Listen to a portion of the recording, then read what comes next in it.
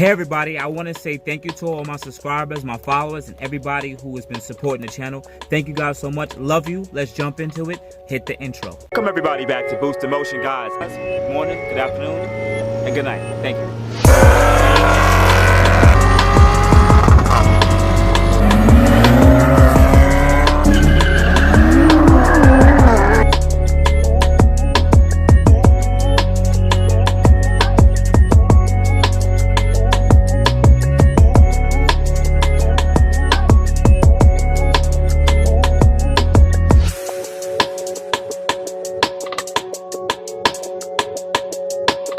Alright everybody, so let's jump right into it. So this question actually came from one of you guys at my Boost in Motion live stream. But also I do a live stream on Boost in Motion on my IG also. And also you can contact me at Boost in Motion on Facebook and on boostinmotion@gmail.com. You guys asked me a lot of questions and I appreciate it so much.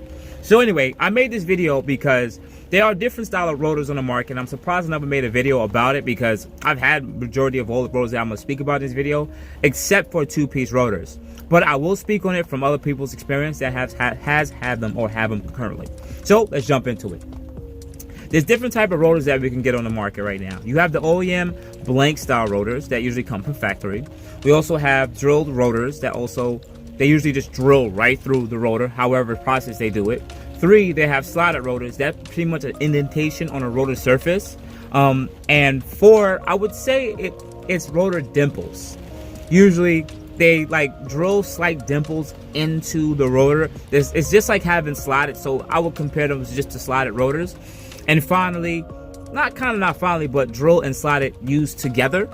And then as a wild card, we'll throw in two-piece rotors. This is for the people who usually have the bigger brake systems on their G37, 370Z, Q50, Q60, 350Z, and G35. Anyways, so let's jump into it. Number 1, let's talk about blank rotors. Pretty much the pros of blank rotors is this.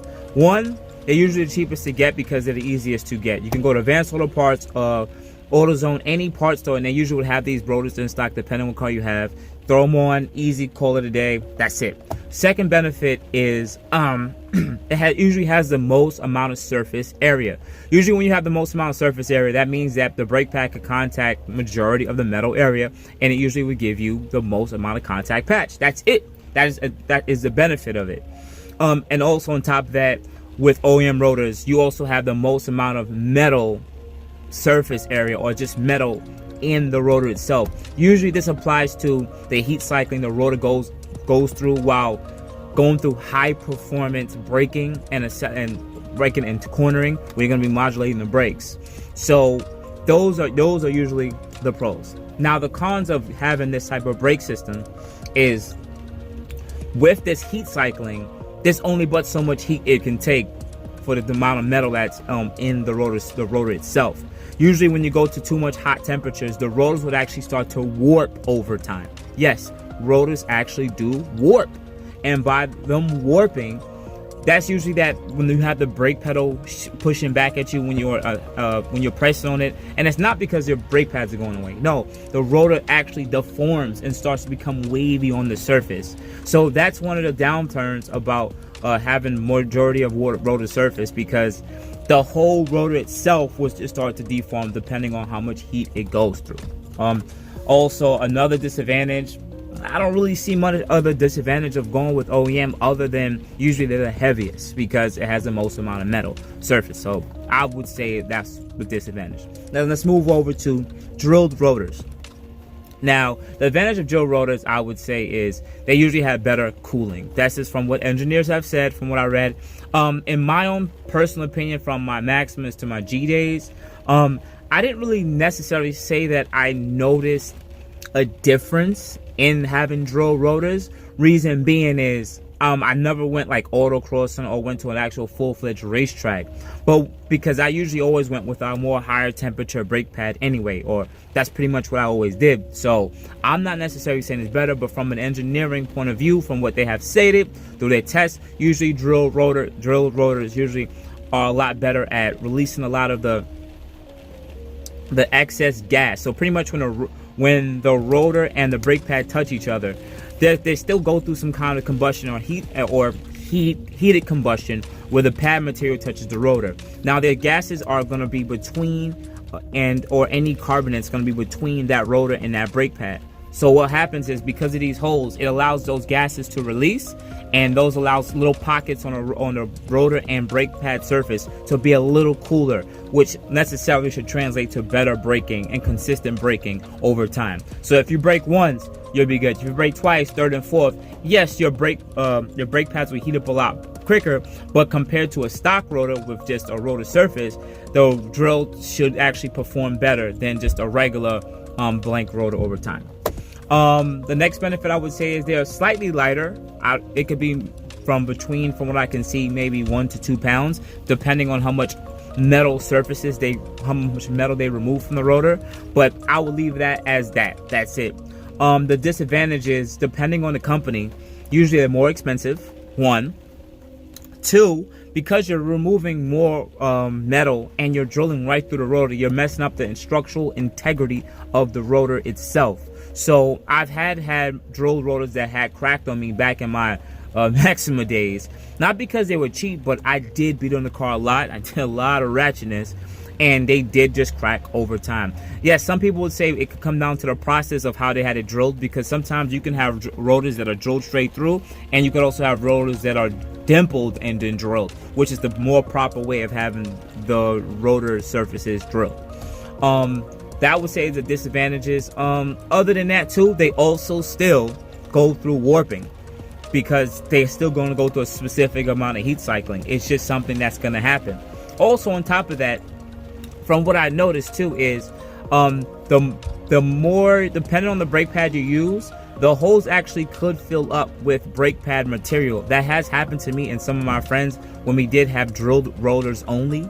And that was actually annoyance too, because the pad material just clogged up the hole. So what was the point?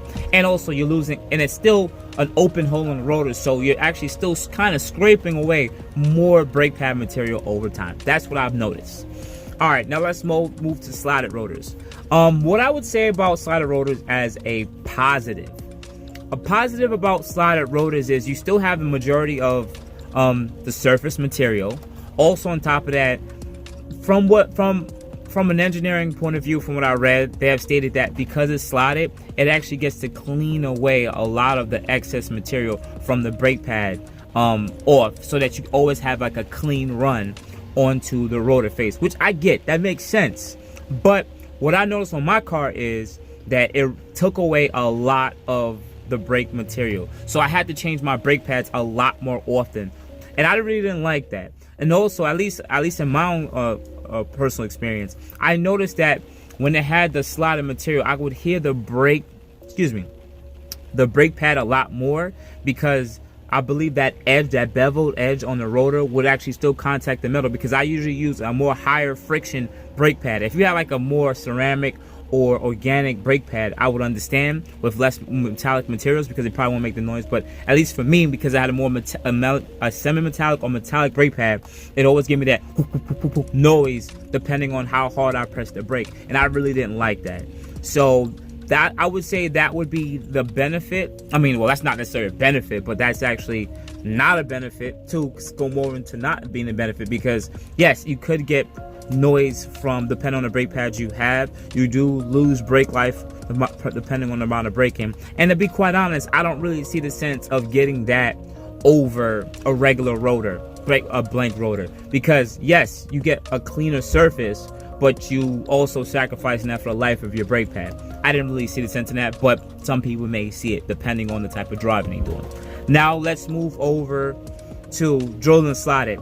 I've already spoken about everything, from the pros and cons of both. Pretty much, once again, now you're gonna have slightly better cooling. You also have the slotted to clean off the pad material, but you're losing pad life because of the drilled holes, and also the slots. And also on top of that, the holes could get clogged. So I would say already I'm not really a fan of drilled and slotted. I had those two, and they were the lightest as a benefit because they were drilled and slotted, but it's just too much going on with the rotor surface that I just didn't like the rotor integrity. And yes, those cracked on me too in my Maxima days, so definitely didn't like that. So The dimple rotors I've never had, but I would say they're probably very similar to the slotted rotors, because it just makes sense. They're pretty much just dimples and small holes. But I still don't see the benefit of using those other than the aesthetics of having dimples on your rotors. That's it. That's it. That's the only thing, only the best bet, unless you just want aesthetics. And finally, what I want to speak about is two-piece rotors. Now, this is kind of the wild card. Reason being is, I will start off with the positives. One, it's a two-piece rotor. So usually the aluminum hat, it's aluminum hat, or they use a different type of material for the aluminum hat, and then they have a rotor ring. Now the rotor rings are usually made out of steel. That's pretty much it. Like, they're usually made out of steel. So, but because they reduce the amount of metal that's used in the construction of both, sometimes you can save between 5 to 10 pounds per rotor going with the two-piece rotor, which is great for rotational mass. The less amount of weight on your drive wheels, the better amount of power you can put down to the ground, because it's just less drivetrain loss. This is something that's already statistically proven. But also on top of that, you're actually less prone to the rotors warping. Reason being is because there's a lot of flex that comes into when you have a one-piece rotor, because they go through so much heat cycling. Remember, I told you it deforms the rotor, it warps it out. But now that you have a separate aluminum hat, that hat doesn't get as hot. So it's only the rotor rings that get warm and cool. Now, the same thing does apply for the rotor rings too. Speaking about getting it drilled or slotted, I would believe when it comes to getting drilled and slotted rotor rings will be slightly different and more beneficial, because now that you have rotor rings with, let's say, that are drilled, they won't get as prone. Usually the process of rotor rings, they're less prone to cracks, and also on top of that, they usually have slightly larger vanes. I didn't speak about that early in the video, but usually when you have rotor rings, they usually design the vanes, these little canals in between the two rotor surfaces, and then there's little holes that go through the rotor to allow the rotor to breathe and cool off as it spins. So usually two-piece rotors, they have a lot more air channels to actually get the air cycled in and out of the rotor to cool it, to have a lot better cooling. So I would see drilled and slotted drilled to be a lot beneficial on a rotor ring rather than a rotor itself. Also on top of that, slotted, the same thing's gonna apply, and dimple, the same thing is gonna apply. It's just clean the pad and everything like that. It's still the same. It will remain the same compared to just a regular rotor. Now, the downside I would see of rotor rings, honestly, is this. Number one, price. They're really expensive. A regular rotor, let's say if you wanted a regular rotor for a G37S, right? It might be like $80 just for one rotor, right? Let's just say that, right? A two-piece rotor for the same car is going to be about probably like $250, I believe, because I believe it goes $600 for the two, so about $250 to $300 for one rotor ring. That is expensive. That is an expensive price to pay for metal. I get it, especially knowing that this is your daily driver. If you really love your car, you really want to spend it, yes, but sometimes it may just be too much. It might just be overkill, you know? Are you going to go to the track with it? And I don't mean drag race. I'm talking about when you actually go on the Willows or Pocono Raceway or Atlanta, whatever raceways, you guys know what I'm talking about, and open it up, and really you get the benefit of spending this extra money.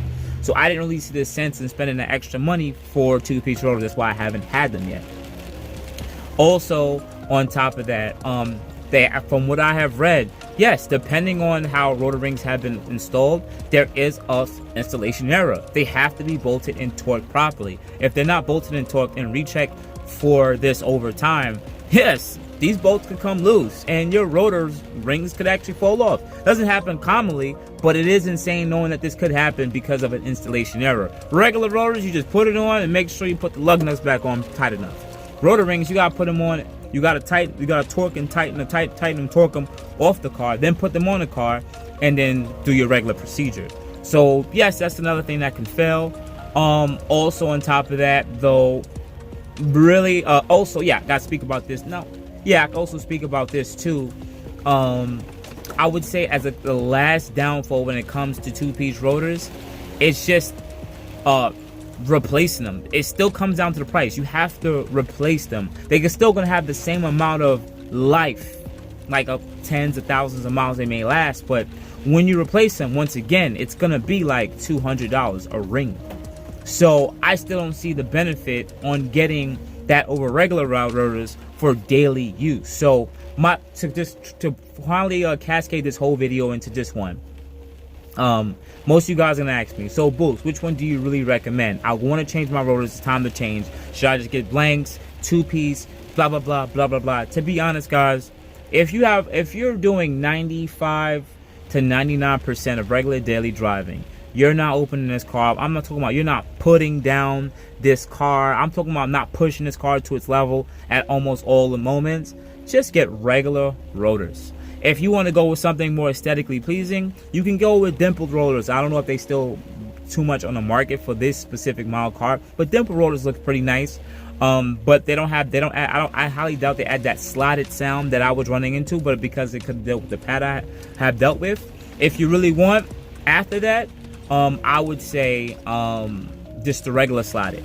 Now, yes, I know I had said what I said, that it could be a bit noisy and you could be losing pad life, but I think I would honestly rather a clean surface every time I know when I'm starting to get on the car, for the brake pad to adhere to the rotor really good, compared to, let's say, a drilled rotor, which it's not going to keep cleaning them. The holes will get clogged up depending on the brake pad material you're going to get, and also knowing that it was drilled, the structural integrity of the rotor was compromised. I really just don't like that. That's just my opinion, though. Even though some OEM cars come drilled back in the day, but not a lot of new ones. Most of them either have carbon ceramic or steel blank rotors. That's what I've noticed.